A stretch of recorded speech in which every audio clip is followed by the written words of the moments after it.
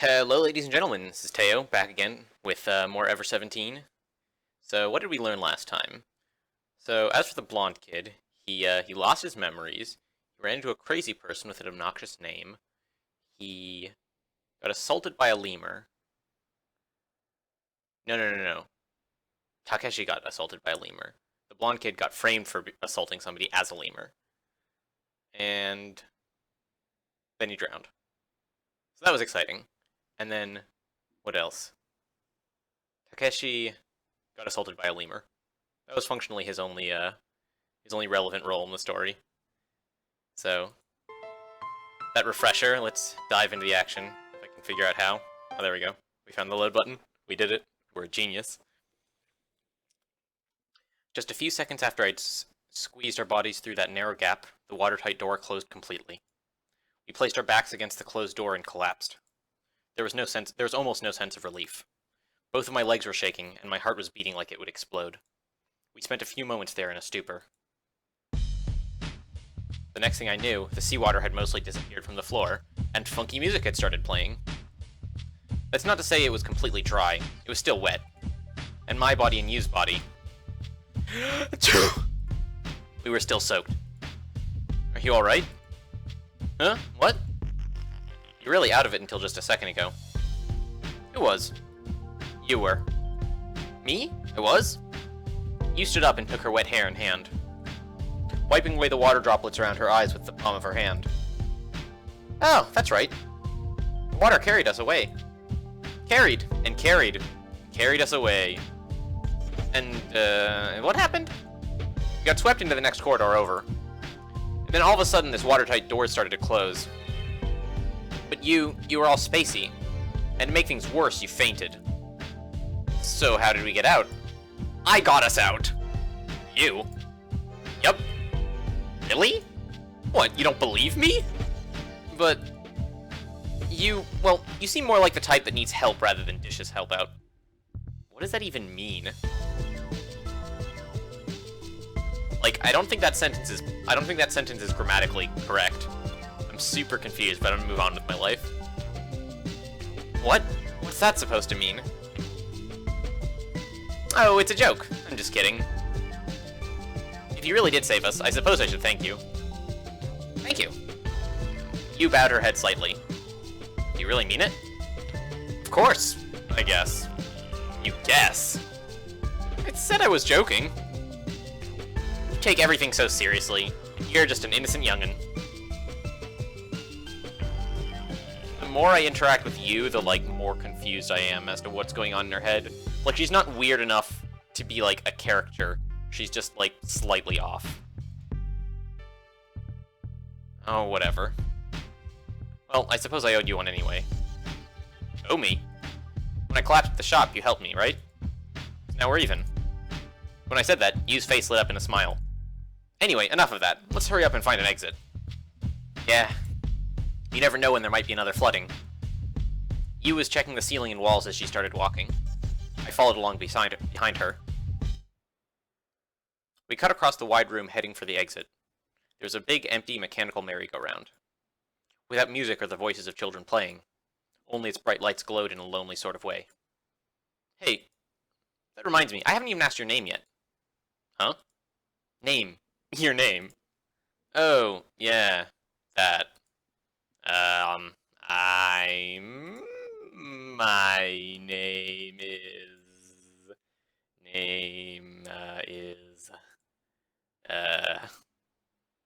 and? I didn't know. I didn't know my name. My name... There's no way, it couldn't be. I should know it. It's my name, my very own name. Name.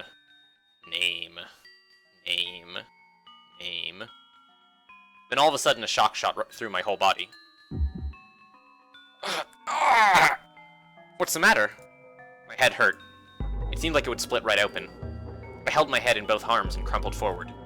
Are you alright? Grinding my teeth, I desperately tried to endure the pain. Darkness blanketed my eyes. I couldn't see anything. I couldn't hear anything. The darkness invaded my brain and glommed together. It was a glob that would devour my brain, and dissolve it into mush. Hang in there. Hey! I didn't know. My name. Who could I possibly be? The world may never know, child. The next thing I knew, I was on a bed. I think we've done this one before. Like, blonde kid seems to be very fond of the bed. The ceiling was so white it was slightly blinding. It smelled of disinfectant. You awake now? A shadow passed above me on the bed. You looked at me as if she were worried. This is... back to the beginning. Thanks to you. The beginning? The infirmary, huh? Hey, next time you decide to go and keel over, can you do it somewhere a little closer to this room? Because it's really a pain hauling you piggyback all the way here. Sorry. Oh, it's alright, you don't have to apologize. By the way, do you remember your name? Name. That's right. My name. So, last time you asked his name, he, like, keeled over. So, we're making good decisions here, you? Because it doesn't feel like we're making good decisions. Oh, hold on a sec. You don't have to try and force yourself to remember. I don't want you getting like you did before, alright? You said it very carefully. I'm gonna ask you a couple of questions. So just calm down. I want you to relax and answer them. Alright? Sure. First, you know today's date? Today is... the 1st... May 1st, right? That sounds right. I think something told me that it was May 1st at some point. There's like the date flashed on the screen at some point. May 1st sounds plausible. Remember the date. How about your age? Age. Your birthday will do, either way. I tried very hard to pull together the threads of my memory. My age, my birthday. When I started to think about it, my temples began to throb. Hey, no straining yourself. If you can't remember, then you can't remember. Just say so. But that didn't mean I could stop thinking about it. I endured the headache as I felt like I wandered lost through a forest. There had to be an exit hidden somewhere. I just didn't know where. Okay, I got it. So you don't remember your name, age, or birthday, right? How about your address or telephone number? If not those, then how about your family, friends, or anything? So you can't remember? It was just like you said. I didn't have any memories of anything. A sense of something not being right gnawed in my mind. No, it was something closer to a sense of loss. I felt like I had lost the bulk of my existence. Like someone had stolen me away, and the me that was left was just an empty shell. The me that was here, who knew if it was even the real me? The instant that thought went through my mind, I was frozen by an icy wave of unease. Scared, isolated, lonely. I grabbed firmly onto Yu's hand. Her warm palm. That warmth was the only thing saving me. It's alright now. What are you, a baby? Stop with that sad face. She shot a smile at me as she squeezed my hand back. I don't think that amnesia is all that uncommon. Amnesia? You don't have any memory, so that's memory loss or amnesia, right? Of course it is. I wonder what caused it. The air pressure change, or maybe you hit your head somewhere. Of some severe mental shock, maybe. That should probably be or some severe mental shock, maybe. Like riding a crazy ride and maybe you panicked or something. But don't worry. It's probably just temporary. It'll come back. Think so? For sure. Of course, if you were in a major accident and had severe trauma to the brain, that would be a whole different thing. That doesn't seem to be the case. You put her hand on my hair and gave me a smile so bright I almost needed sunglasses. That smile flooded into my heart, wiping away the remains of the unease that were swirling there. So, you want to get going? I could sing you a lullaby and tuck you in, but... unfortunately, we don't have time to relax. You understand, right? I nodded and got off the bed. You started walking for the door. My eyes stopped on the bluish ribbon on Yu's back. The ribbon seemed to have taken on water and glittered brightly, like the wings of a newborn fairy. It's an interesting analogy.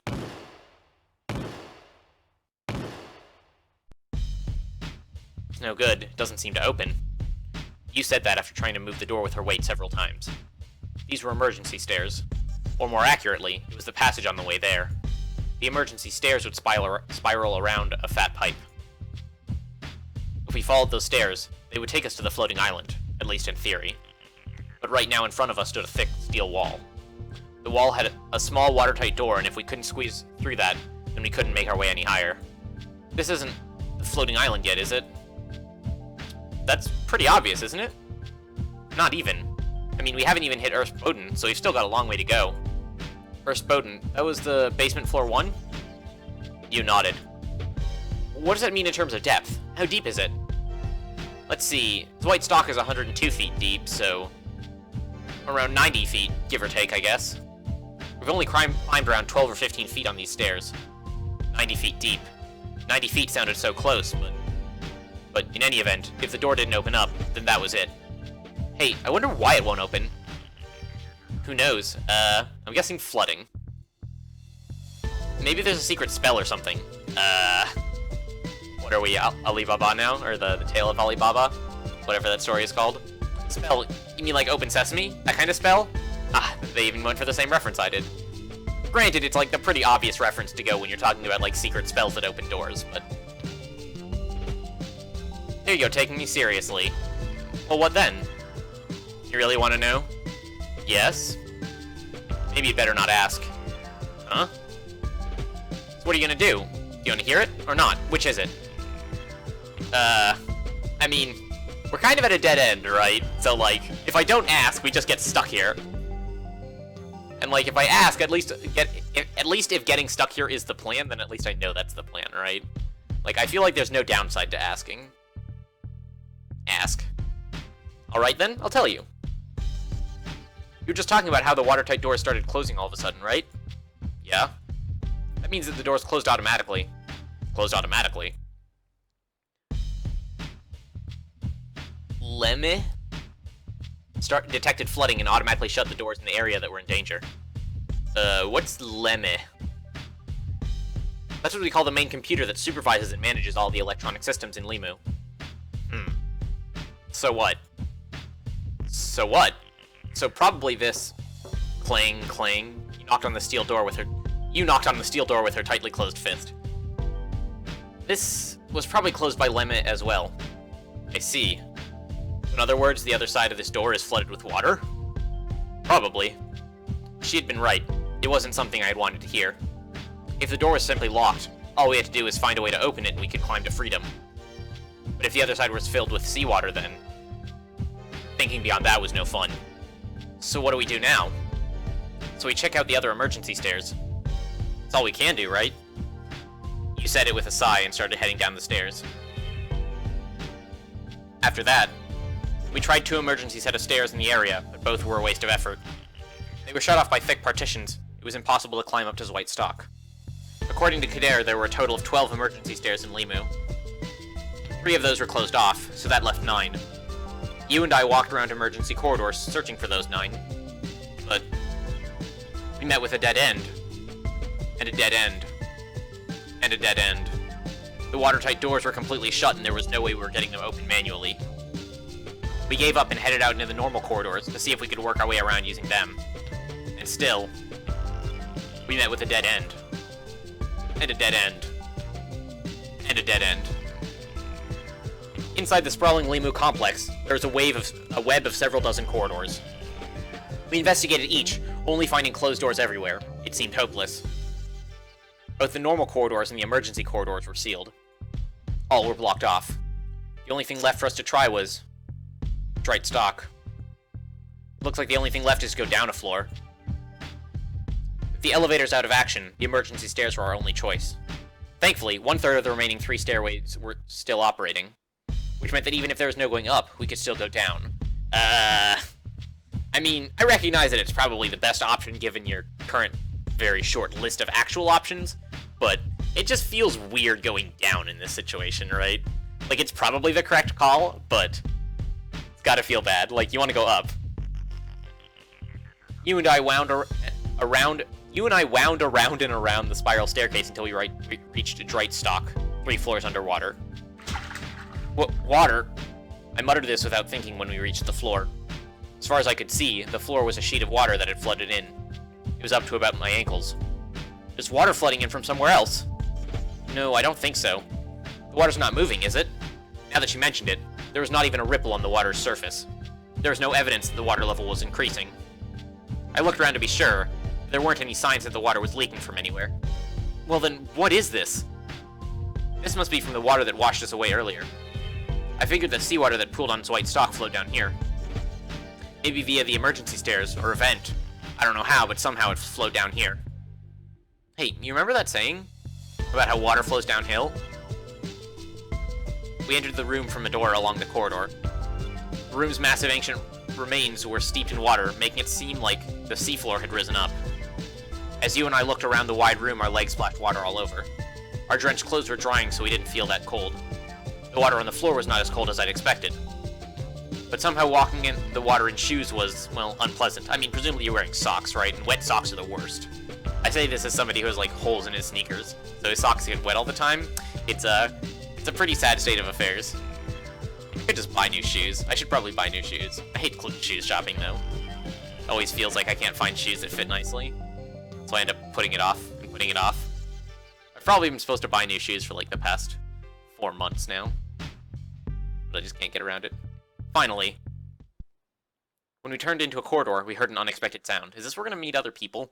Like, I feel like there are probably more than 2, like, relevant characters in this story. Bam, bam, bam, bam, bam, bam, bam, bam, bam, bam. Hey, did you hear something just now? We stopped and listened. Bam, bam, bam, bam, bam, bam, bam, bam, bam, bam. Somebody was hitting something.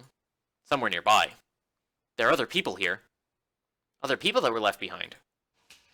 We ran at full speed in the direction of the sound. Hey, somebody! Somebody! Is anybody there? Anybody? 2 girls' voices could be heard from within the elevator. You and I looked at each other and nodded. Hold on just a little longer. We're gonna open the door for you. Alright. Oh, good. I was so worried that no one would come. The voice from inside sounded well. It didn't sound injured or weak. Still, how are we gonna open this? You placed both of her hands on the door and pushed left and right. Arrgh! No, why do we keep running into problems like this? Won't it open? If you were paying attention, you'd be able to tell. You give it a try. I switched places with you and reached out to try and open the door. You didn't budge. Come on, put some power into it. I tried to put my fingers in the crack in the door, but my fingernails just barely squeezed in and there was nothing happening there. Ow! Blood started oozing from the nail of my index finger. But it was a digit next to it that caught my eye. The thumb on my left hand. Hey! I noticed a distinct mark on it. On the meaty part of the thumb was a deep scar about a half-inch long. I wondered if I had had it for long. The mouth of the cut was swollen and milky white colored. Are you alright? Her question brought me back to reality. Oh my, you're bleeding. Let me see. You grabbed my left hand. I suddenly bent my thumb under, hiding the scar. For some reason, I didn't want her to see it. You took an adhesive bandage from her pocket and put it on the bloody finger. Oh, she's got a bandage in her pocket? That's convenient. I swear, you need so much looking after. Thanks. My finger smelled faintly sweet. The door still won't open? But it seemed that there's someone that needs even more looking after than you do. What should we do? Oh, that's right, you muttered. She searched around in her pocket for something, and she took out a... Drumroll, please. Da-da-da-da-da-da.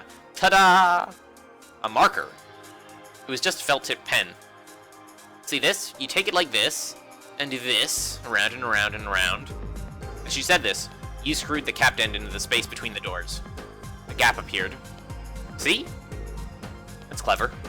I jabbed my finger into the open space gap and started forcing the door open. The box inside, the part where people ride, was stuck right before arriving at Trightstock. Above the door, jutting out some 20 inches or so, was the lower bit of the elevator box. It was at a height where if I stretched my hand out completely, it would just reach. If we could get the box open, then it seemed possible to pull the people trapped inside over to our side. Shoulder-eyed. Use one word said it all. As she implied, I stood in front of her and spread my legs, bracing myself. Hey, why do I have to lift you up? Huh? I meant the opposite way around. In this type of situation, it is the stronger person that's on the bottom, right? I went around behind you, wordlessly squatting down. You was wearing a skirt after all. One reason I tried to be on top was I thought I would save her the embarrassment. As I was thinking that, you straddled my head with her legs. I put both my hands on my knees, supporting myself, and stood up all at once. Her soft thighs hugged against my head. She was flush against the back of my neck. It was a bit nice. God damn it. Now is, like, really not the time. Wait, hold on, we're almost there. Please help. You took the marker and started prying it between the doors again. She stuck her finger in the gap. And then she opened the door with a flourish. you on my shoulders, I looked up. A girl in a uniform was peeking down. Whoa. Ah! Ah! I don't know why, but all three of us exclaimed at once. Just then, I felt something like an electric shock run through me. Severe lights went off in my mind, and I heard the sound of something snapping. I was suddenly dizzy. I lost my sense of balance and swayed forward and back. My vision and consciousness were overrun by white. I couldn't take any more. Kah! I fell to the floor like a marionette with its string snipped. Ouch! Jeez! Why'd you fall like that? You could have hurt someone. Jeez. Lazy. Kids these days are so lazy. Things began to fall back into focus. I was lying on my back looking at the ceiling. The lights were shining down brightly. The girls were pointing at me and laughing. Their innocent faces were enveloped in celestial-like light. Just like a couple of angels staring down from heaven. I know how nouns work. Hey, are you alright? I didn't know why. It was a bizarre sense of something like deja vu that came welling up in my mind. I felt like I had seen this all before. Oh, time travel. Oh, baby. The angelic smiling faces somehow made me feel nostalgic. Like it was a fragment of some familiar everyday scenery. I couldn't explain it, but somehow I had that vague sense about things. Huh? Why is the floor all wet? Did a water pipe burst? Oh, they don't know because they've been trapped in the elevator. As I was about to answer, the girl cut me off. But that's so important as... So what are you doing here, Knock you? The girl said this as she descended from the elevator, patting her clothes back into place. You should be asking Kaidet. Mayo, what are you doing here? Mayo? The girl's name was Mayo? What do you mean? If you take a look at my outfit, you'd know. You're on a school trip? That's for seniors. Oh, right. Mayo, you're still a junior, yeah? Right. So what then? Have you forgotten everything about your old high school already? Huh? Volunteer activities. At QMACon, juniors are supposed to go out and volunteer somewhere, right? Not you just graduated this year, so you've got to remember, right? Oh, that's right. The volunteer program. The civil service volunteer program. Well, that was the official name, but it was really just a glorified field trip. Still the same old deal, I bet. The girls go help out at Limu for a day, or something stupid like that. You got it. When I was there, they went to United Land. But I guess they changed it to Limu, huh? You didn't say any other students, did you, Nakyu? The whole QMACon junior class should be here. No, I didn't see anyone. Interesting. I wonder how much of the cast we're going to pull from this high school. While the two of them were talking, I decided to take a peek in the elevator that Mayo was ducking in.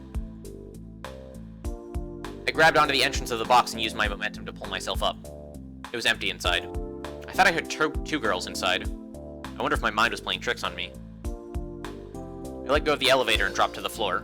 So does Mayo have, like, split personality disorder or something? Was she talking to herself? Or does the elevator have some sort of, like, mechanism, like a hidden door or something? Or is the blonde kid just hearing things? That's, like, entirely plausible. He's not proven himself to be the most reliable. Hey, what are you doing? You asked me this when I returned to the ground.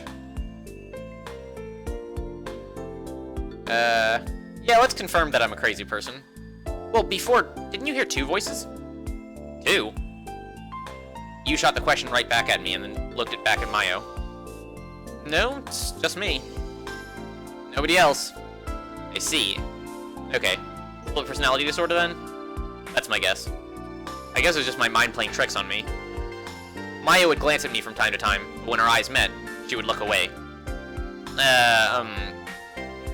Nakyu, who's this? Huh? Oh, this guy? He's just a visitor.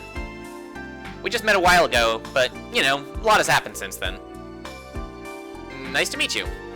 There's something a little off about Mayo's greeting. And this is Mayo. She goes to your old high school. She goes to your old high school? Nice to meet you too. But then again, my words are pretty stiff as well. But her real name is Sarah Matsunaga. Sarah? So, why Mayo? Matsunaga Sarah. Tuna Sarah. The tuna salad is loaded with... Oh my god, that's a little bit of a stretch.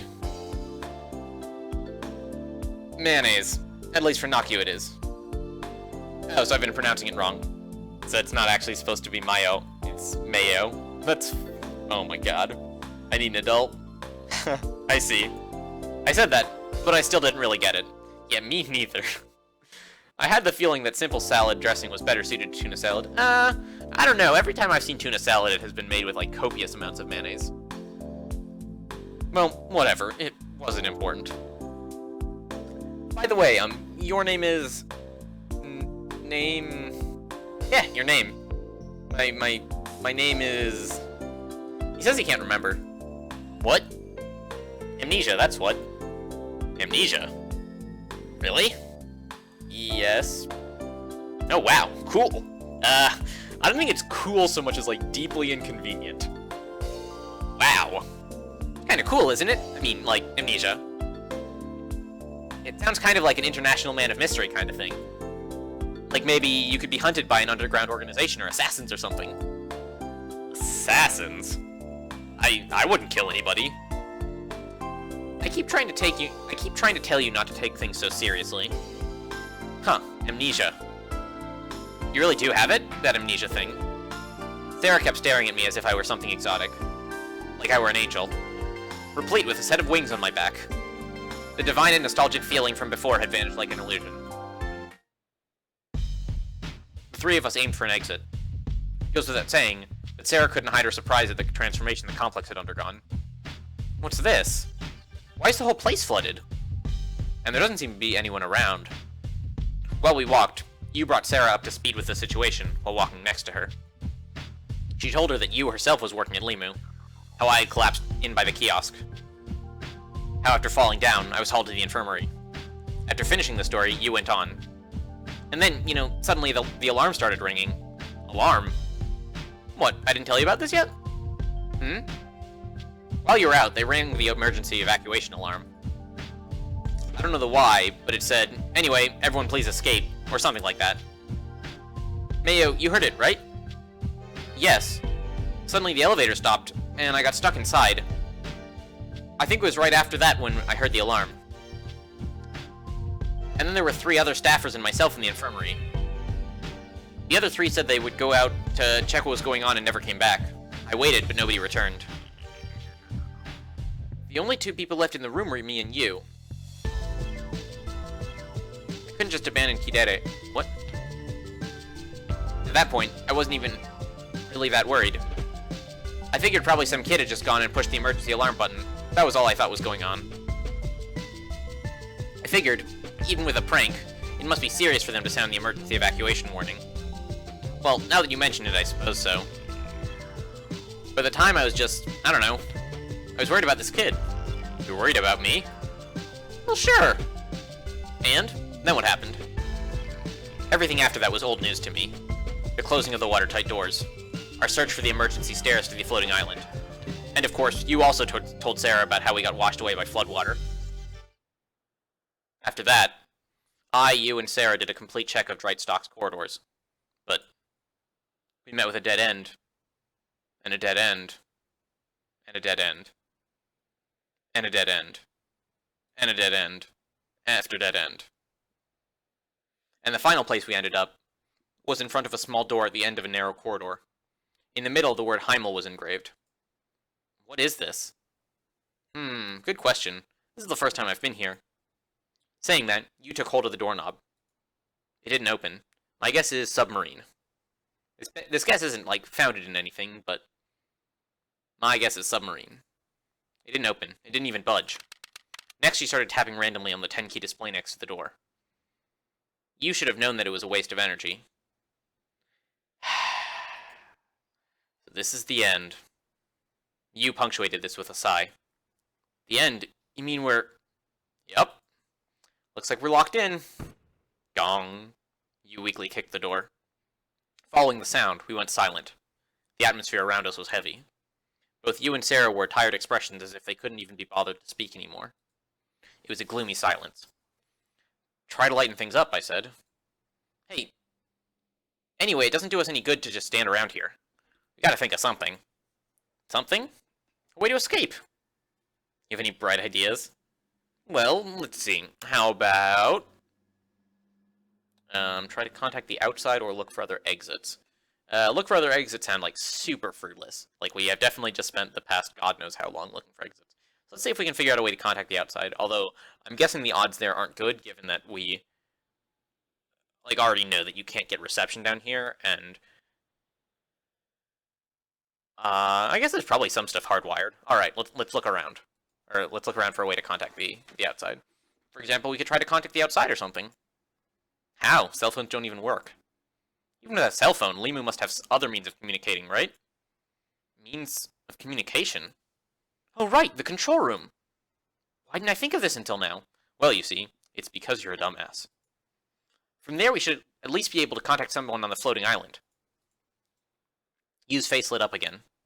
Next, light returned to Sarah's eyes as well. Good job, blonde protagonist guy. You have lightened the mood successfully. But... crash. You did a fantastic heel stomp on the console in the control room. What's this? I want to go through! What's the matter? Or what's the matter? It looked like she were going to rant. No, she was already ranting. Hey, Naku, wait a second. Hey, what are you going to do with that chair? I'm gonna smash it into this stupid machine. I'm gonna destroy it. I mean, smithereens. Absolutely pulverize it. Take it easy. Just calm down. How do you expect me to stay calm in a situation like this? How can all of the communication lines be down? Email too. Even the emergency line won't go through. Is this possible? I don't get it. Something is wrong here. Still, you don't have to destroy... Shut up. I've had enough. Kya! Sarah and I restrained you and dragged her outside the control room. So my earlier hypothesis about terrorism is looking more and more plausible.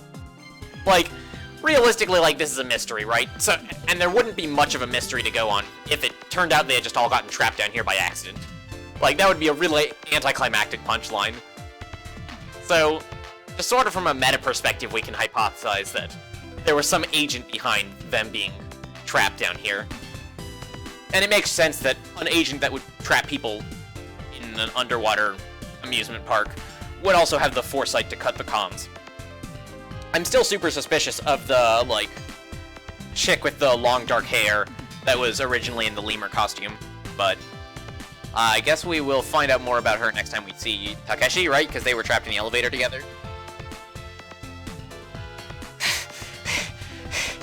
Yu's eyes were bloodshot like a rabid dog.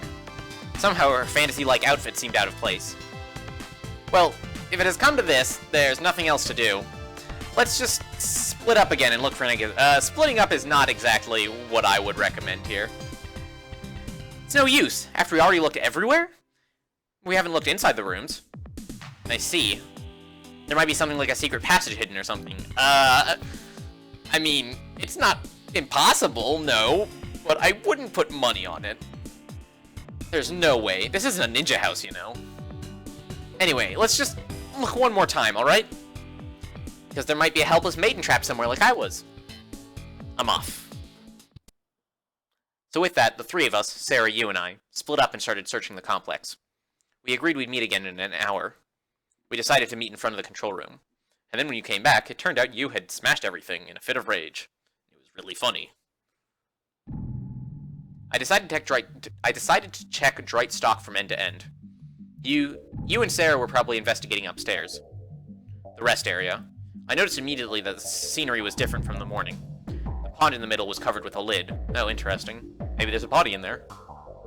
Or more a partition of sorts than a lid. In either case, the pond was no longer connected to the ocean.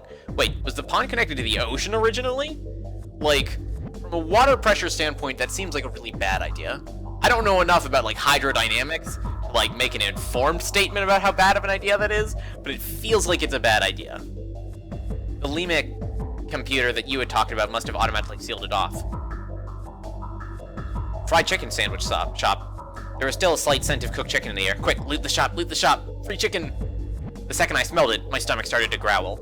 I glanced around. There was no one there. I thought I might eat.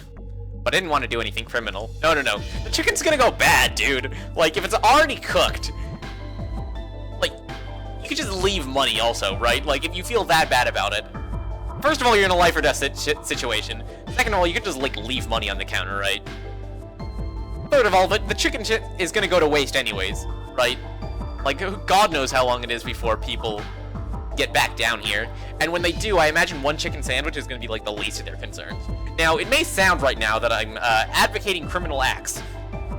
And to those allegations, I would like to take the Fifth Amendment. I swallowed once and left that area behind. The conference room. There's nothing really out of the ordinary here, but I did pick up on one thing. The fact that it's not flooded. The room was not flooded with seawater. Man, I'm so good at this. The elevated entrance had stopped the water. That's convenient. That darn chicken sandwich stand. The fragrance of food was tickling my nose. Do it! The control room.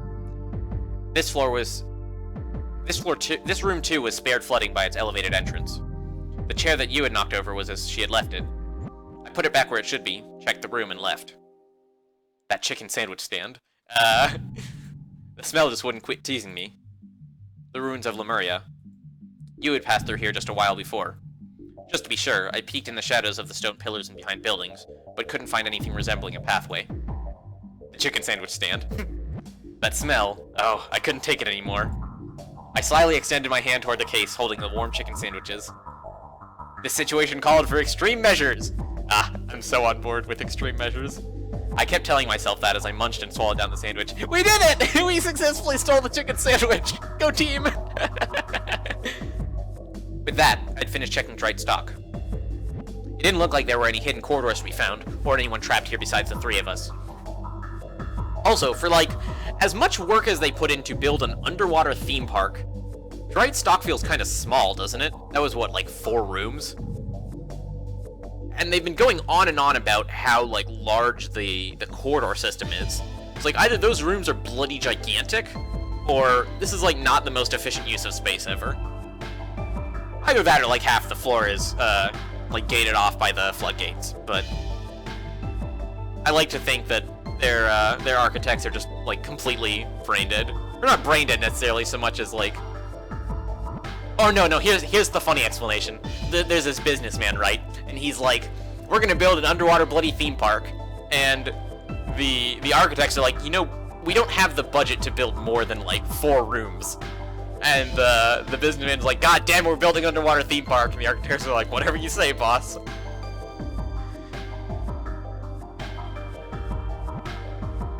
I wondered how things were above.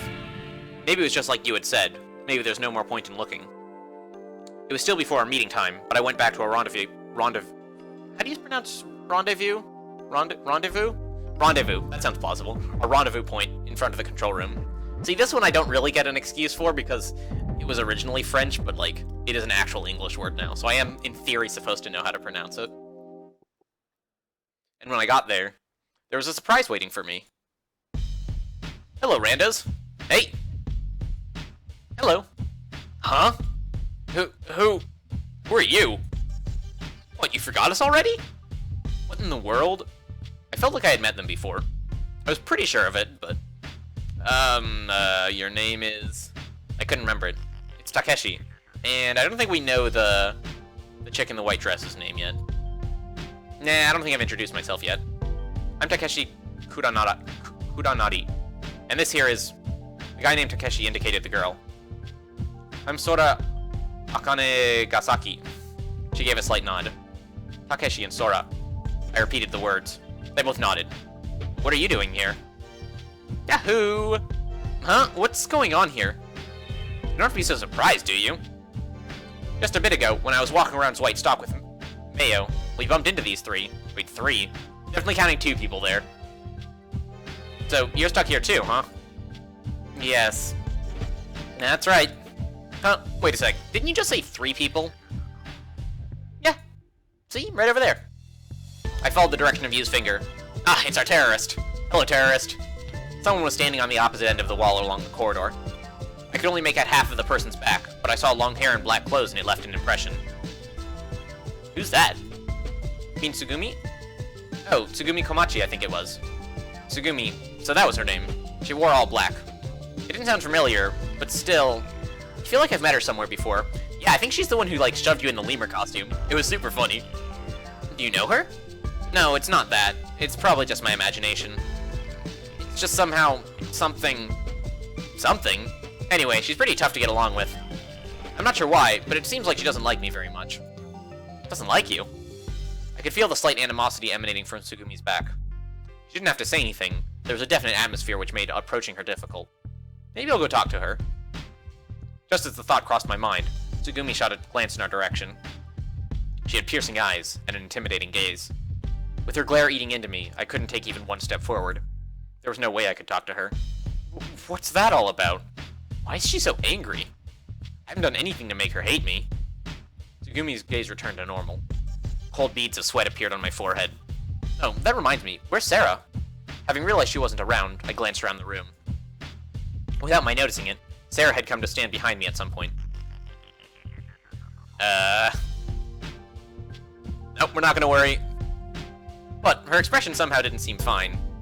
It was probably to be expected, though. Wait, her expression is supposed to be not fine? I thought that was just your default expression. Oops. Okay, probably was supposed to worry. Got blown out by, I'm gonna blame the artist. It's all their fault. All kinds of things had happened, and in the end we hadn't found an exit. Mentally, we were pretty well done in. Wait, didn't the opening theme say, or like the opening cutscene say life readings equals 7? So I'm definitely only seeing 6 people here. So who's the 7th? I thought that I should probably leave her alone for the time being, or am I, like, not supposed to know that? Like, it's the opening theme, right? It's not... Presumably there isn't anything too, like, obviously spoilery, but... Maybe that's, like, not a question that's supposed to be raised yet. Maybe, like, find out later on that there's a 7th person hiding somewhere in the facility, and then they, like, have to go look for them. So I'm probably, like, getting way ahead of myself. I thought that I should probably leave her alone for the time being. Anyway, just standing around isn't going to get us anywhere. Let's see what the situation in Limu is right now via the control room. Sora said this and pointed to the control room right across from us. Encouraged by Sora, we all shuffled into the room. So, Sora, do you understand this? Well, let's see. Sora faced the monitor and held up both hands.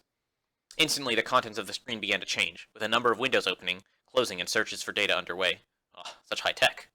I stared dully at her rapidly moving hands. It looked like Sora was fairly used to handling this computer. For one thing, there weren't any flying chairs or heel stomping. It was completely different from the way you handled things a while ago. I've learned something! Finally, Sora said this in a matter-of-fact way. Everyone looked in her direction. Everyone, please calm down and listen to me. Please don't get hysterical or depressed. Also, what is with that hand? Her hand is gigantic!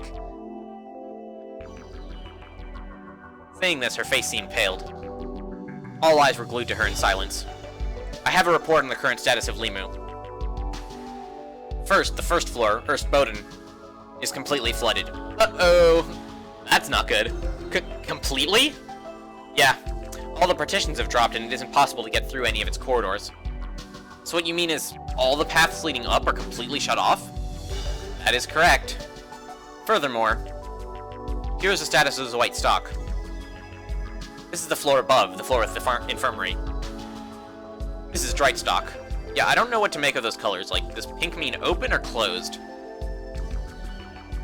The blinking area is our current location. Control Zentrum. Alright. You serious? No way. Almost half of Limu is submerged? Oh, I see. The parts that are submerged just get cropped off the map. It's not that there's, like, color code for the floodgates. I see. Yeah, that's kind of inconvenient. Okay, so I guess I can give some credit to the architects for, like, not spending their, like, however many millions of dollars it took them to build this, like, facility underwater. They, like, did put in enough rooms for a proper amusement park. Also, something I hadn't considered was that, like, the bottom floor might be not designed as, like, a major part of the amusement park proper. I'm probably, like, overthinking this, right? Like, this is not at all the point of the story. Sora nodded somberly with a pained expression on her face. This floor's dry areas are divided into 3 sections. Dry areas? The areas that have no flooding and that people are able to pass through. The central area displayed on this map is where we currently are in Sector 8. Huh? So it looks like the map is divided into 2 areas, so where's the third? Actually, due to a flaw in the system, we're unable to call up a detailed map. Sector 4 above the corner of Sector 8 looks fine. However, there's no way to get there. Correct, it is impossible. Oh, there's no way to get there? Correct, it is impossible. Why? All the corridors connecting the sectors have flooded. In terms of distance, it is roughly 100 yards. I don't think there is anyone among you that is capable of swimming 100 yards without breathing. Therefore, I say it is impossible. Furthermore, even if someone did reach Sector 4, I don't think it would improve our situation at all. Sector 4 is in the same predicament as here. All the emergency stairs leading up to the floating island have completely flooded. So, even if we could make it there, we'd be wasting our time? That's correct. Everyone went silent. For a while, we just stared at the Limu map that was floating in the darkness. And then... Hey, I just thought of something. You opened your mouth silently. Isn't there something like a wastewater pump in Limu? Of course there is. Well, why don't we just use that to pump the flood water out of those areas? It appears to be out of order. Why? We've got electricity. I'm not yet certain of the cause. Sabotage! Some electrical systems, including the elevators, are malfunctioning. Disconnected wiring in each sector might be affecting the situation, but... Awkward. By the way, a life reading search or bioscan for life inside of Limu indicates that the people present are the only people remaining here. The people here. You, Sarah, Sora, Tsugumi, Takeshi, and I, a total of 6 people. Furthermore, the current internal air pressure is 1 atmosphere. Oxygen concentration 22%, nitrogen concentration 75%, helium concentration 3%, temperature 75.2 degrees. Ooh, it's toasty. I mean the environment is suitable for us to stay here for a while? Yes, that is our current situation. What about food? Like, presumably the chicken sandwiches are going to go bad eventually. Everyone, we will be forced to wait inside the complex for a while. For a while? How long is that? Until help comes. I am continuously sending out a request for assistance. However, currently, there is no guarantee that they will reach anyone. All communication lines to Incel Null, including the emergency ones, have been physically severed and are unusable. I have also been attempting to make contact via seafloor cable network using sonar. Right now, I cannot estimate when the network will be back online. So we're like little kids lost smack in the middle of the ocean and no one can hear our SOS? Exactly. The gravity of the situation was descending on us. There was no reason to be upbeat. Takeshi and you let loose with sighs almost simultaneously. Sarah and I slumped our shoulders. That reminds me, what happened to Tsugumi? She hasn't said anything at all. I looked back. Tsugumi was standing in a corner of the room glaring at us. Like before, there was an atmosphere around her that seemed impenetrable. Really, why is she so peeved? A little while later. But, well, getting depressed isn't gonna solve anything, is it? Let's be positive. Positive is the word. Alright, everyone? You broke the silence with her energetic pep talk. But no one responded. Now, quit looking so depressed. Even if we are floating in the middle of the Pacific, it's not as if we're lost in a blizzard. So what? So, I mean, if we wait a few hours, help will probably come. How do you know that? Well, think about it. We don't know why, but we've been trapped inside this cramped complex. On top of that, we don't have any way to contact the outside. But listen. Even if we can't contact anyone, somebody else probably will. Like who? Ooh, that's right. You mean like your colleagues? Or Sarah's classmates or teacher? You gave a big nod as if to say, that's right. And Takeshi, you weren't alone when you got here either, right? Well, that's true. The people on the floating island should have noticed a long time ago that we're still down here. Yep. So, I don't know if it'll be a rescue team or a search team or what, but anyway, someone should come to help us soon. So, satisfied? Sora, Sarah, Takeshi, and I all nodded. Hope returned to everybody's face. Only Tsugumi, only she kept her cold gaze trained on us. Yeah, Tsugumi is like too suspicious to be a culprit, right? Like, it makes me think that she is like a counter-terrorist. We all moved to the conference room together. There's something unnerving about waiting for help in the dimly lit control room. And there weren't that many chairs to start with. I wondered if there were a place in one of the dry areas that everyone could relax. The closest one was a conference room we were at. Hey, Sora, how come you know so much about Limu? I asked Sora, who was sitting next to me. Probably because I'm a system engineer at Limu's Research and Development Division. Actually, I'm the Assistant Chief. Assistant Chief? So you're pretty high up there. only a name. I'm really just an assistant. It's no big deal. But hey, Sora, weren't you up at the gate above ground? You were giving some kind of explanation at the entrance, right? I only heard half of it, but... That's right, so you noticed. Oh, right, I remember what character has been introduced that isn't among the current 6. It's the little girl with the pink hair and the dog. That's probably who the 7th person is. We are short of staff here, so from time to time I do that kind of work. Sora smiled. I wonder what the gate above ground was. I didn't understand what Takeshi and Sora were talking about, but for now I knew the reason why Sora knew so much about Limu. So that means there are 2 employees from Limu here then. 2? I mean you. Well, I'm not really an employee. It's just a part-time thing. And Takeshi, you just came for fun? What other reason would someone have for coming to a theme park? I mean, work, right? Like, this is what we're having a conversation about who works at this bloody place. Like, follow along a little, dude. And Sarah? I'm here as a volunteer. Huh? Volunteer?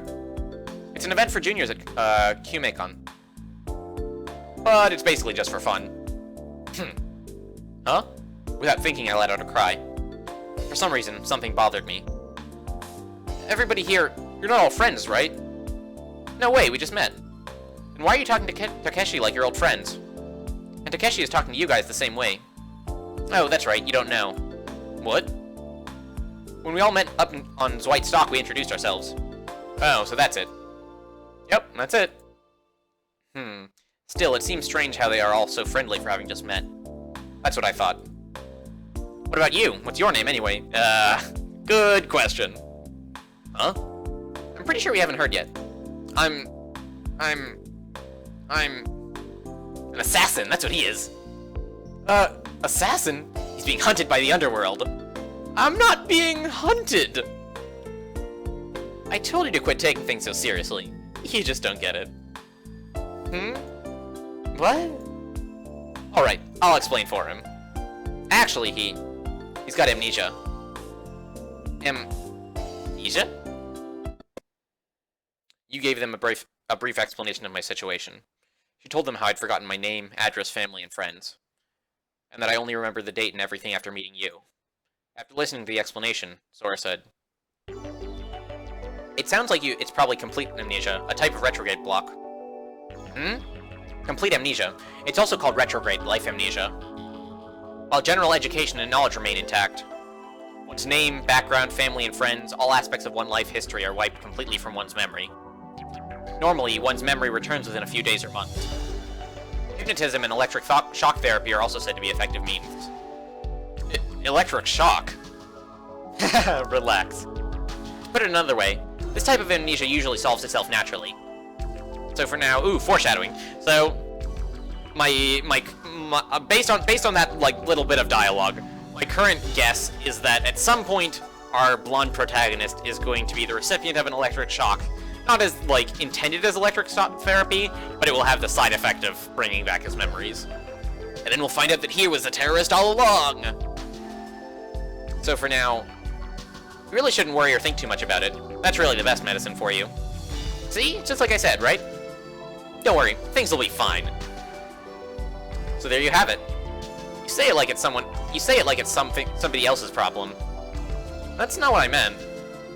I mean, memory's a weird thing. Sometimes when you're thinking about something entirely different, boom, you just remember. Like with celebrities, you know their face, but you just can't remember their name. Yeah, I wonder if that's just the way it works. So, how far back do you remember, anyway? How far back? Yeah, you knew Sora and mine's faces, right? And you remembered my name. How far back? I searched back in time for the edge of my memory. Was there a point where I could still remember and a point that I had forgotten? Different images floated through my mind as if to provide an answer. That was it. I'd lost my memory when I fell into the pond at the rest area. That had to be it. I couldn't remember anything before that. Wait, he fell into the pond? I thought he was just eating ice cream by the pond. Or is that Takeshi? I, can't actually remember. Like, the perspective was switching back and forth super fast. I couldn't remember anything before that. And I remembered everything after that. So that tumble into the pond was the line between my memory and non-memory. My consciousness was cut off at that moment. I think it probably happened when I fell in the pond. I announced this to everyone. By pond, do you mean the pond at the rest area? I think so. You don't remember anything before that? No vague images or anything come to mind? Like the scenery around your house, or the girl you like? On TV there, you sometimes see dramas about people who don't remember anything, but who instinctively know things. I get it. Like the guy who paints like a pro the instant he takes up a brush? Yeah, like that. So maybe you should try to see and touch lots of things? Yeah, what should we have him do first? The conversation about me went on around me. My temples were throbbing. My face was distorted with the pain. Wait a second. Sora just said it, right? You really shouldn't worry or think too much about it. If you put too much pressure on him, the mental stress will turn him into a wreck. A wreck? Like a mental overload, maybe? Sometimes he just starts groaning like he's in pain, and then he suddenly collapses. Is that right? So when it comes to things having to do with his memory, take it easy, You gently placed your hands on my head. When you did, it was strange, but it seemed to suck away the pain. Okay, got it. Now let's talk about something else. Something has been bothering me for a while. What do you suppose we should call him? Oh yeah, we should probably decide to call him something or else it'll be kind of a pain. Yeah, kinda like this you chick. His name is You. We should give her a name, too. How about John? Don't you think that would be a little rude to all the people named John? Or, it's kind of random, but how about John Doe? Don't you think that's kind of rude to all the other Johns? Well, it's only for a little while, so it doesn't have to be perfect. Let's call him Sniper. Why are you all so hung up on that? He's not that kind of guy at all. Well, how about John Mitochondria? I don't get it. Let's see, let me think of another one. How about Melos? What? What's Melos supposed to mean? Short for Mr. Memory Loss. Nah, it's bad luck to name him that. Sorry, I didn't mean to be so direct. Naku, don't you have any ideas? Well, how about Mr. A? Makes him sound like a convict or something. How about Mr. B? What's the difference? How about Astiane Kumagawa? How about Memory On? Enough with this. Something simple is just fine. We can call him Kid Q. Hey, you. Which one do you like? Oh god, I have to choose. I need an adult. All of them. Stink. Don't be so picky. These are tough times for everybody. Well...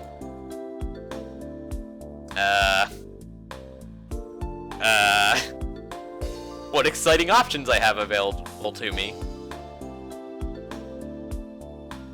Well, it's not quite as good as a symbol, but I guess Prince will have to do. I like Prince. Prince? No way. Forget it. You gotta be kidding. What if I say I was kidding retroactively? I thought they would call me Prince. It was gonna be really funny. I can't concur. I mean, it doesn't suit you. Oh, this is a pain. We'll just call him Kid. Just then, crash. Enough! Tsugumi pounded the table and stood up. Just what are you trying to do? What are you all thinking? What? We're thinking of a name. Stop goofing off. The room went quiet. We all looked at each other. Yeah, she's right. The first one to open her mouth is you.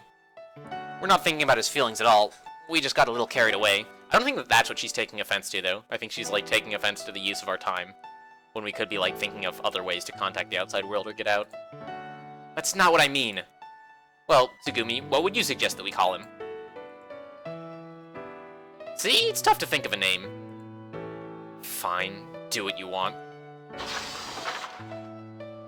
Tsugumi said this in disgust and left the room. What's up with her? Why is she so angry? Takeshi, did you do something to make her mad at you? I didn't. I don't get it. She's been like that since we met. It appears that we should all be a little bit careful about how we treat Tsugumi. Let's just be patient. Once she sees that we don't have any ill will or hostile feelings, things will probably resolve themselves.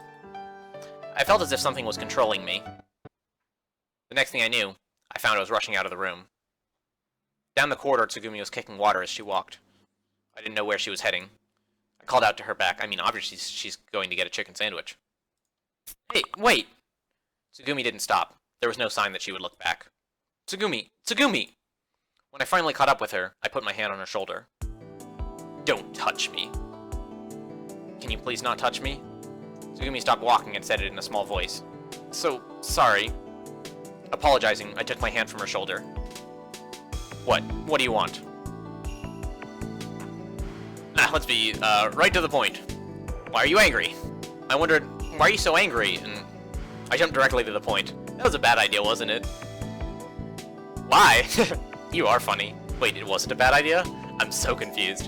You don't know why I'm angry? I don't. Listen, cut it out. I've had enough of that. Just drop it. Of this? Don't pretend like you don't know, please. I'm not pretending. I can see through you. I know everything. I don't believe it. I never thought that you'd join up with those guys. Those guys? Join up? You were just talking about amnesia, right? Yeah. How do you know those guys? We explained all that just a bit ago. I remember meeting you. Weren't you listening? Don't lie to me. Suddenly, Tsugumi raised her voice. That's stupid. Anyway, I'm not falling for it. Don't you ever talk to me again. Got it? With that, Tsugumi strolled away. I couldn't find the words to stop her. I stared after her, shrinking back in silence. And on that depressing note, I will be closing this video for the day. Seeing as today is Friday, there will not be a video tomorrow, but I will catch you all on Monday. So have a nice weekend, and peace.